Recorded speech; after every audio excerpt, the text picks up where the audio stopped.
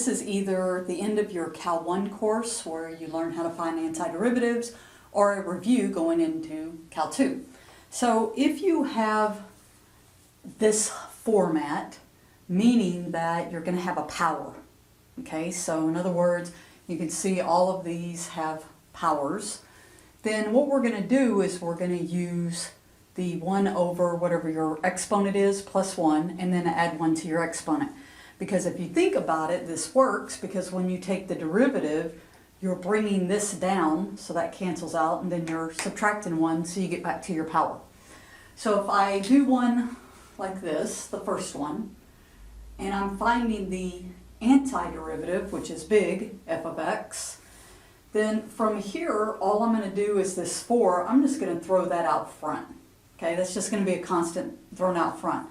So my only concern is this x to the third.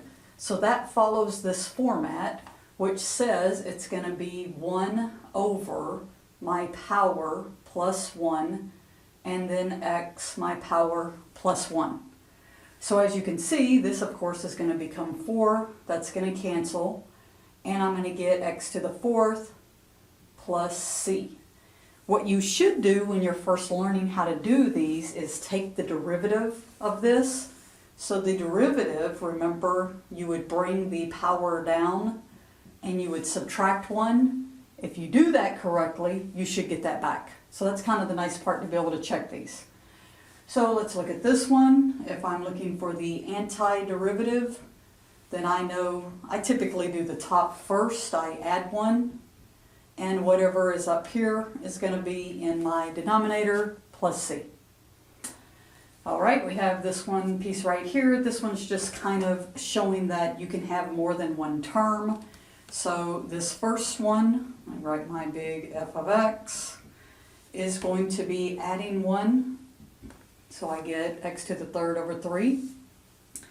This piece I'm going to be adding 1, so that's like a first power, right? So that's going to be x squared.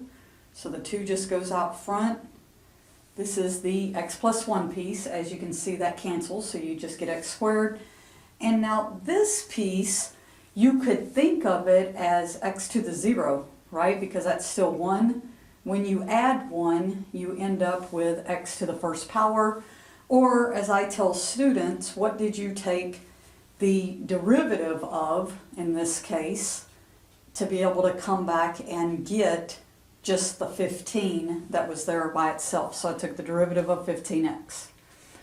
Okay, so over here, the only thing that tends to bother students on this side is a negative sign. But once again, if you throw those constants out front, then we can do the plus 1 plus 1. So we're doing again just this same rule over and over and over, which is going to give me a negative 6 on the bottom, which is going to cancel. So I just get my x to the negative 6, and then of course plus my c. This one right here I could rewrite as x to the negative 4th, because remember you can bring up my exponent from the bottom and it becomes negative. So now in this case, my antiderivative would be x to the negative 4 plus 1, which would be negative 3. And if you wanted, you could rewrite this as negative 1 over 3x cubed. Doesn't matter, this means the same thing. And then finally here, this kind of goes with the 15, the antiderivative of 2. What did you take the derivative of to get 2? Well, 2x. This piece you have to be a little careful. I'm going to throw the 5 out front, so this actually becomes 5 times 1 over x. Now, if you remember, when you took the derivative of ln of x, you got 1 over x. So the antiderivative of 1 over x would be ln absolute value of x.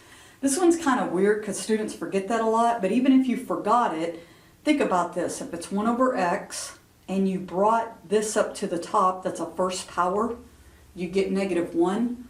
Now if you try to do the plus 1, you'd be dividing by 0, and typically this is the step that you go, oh yeah, that's the log.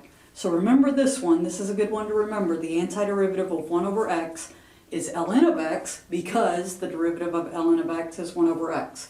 Again, like you saw me do on this first one, every one of these you could check by taking the derivative back, bring the 16 down, cancel, subtract 1, you'd get 15. And that would be a good way to practice these, is go back and take derivatives. That'll do it.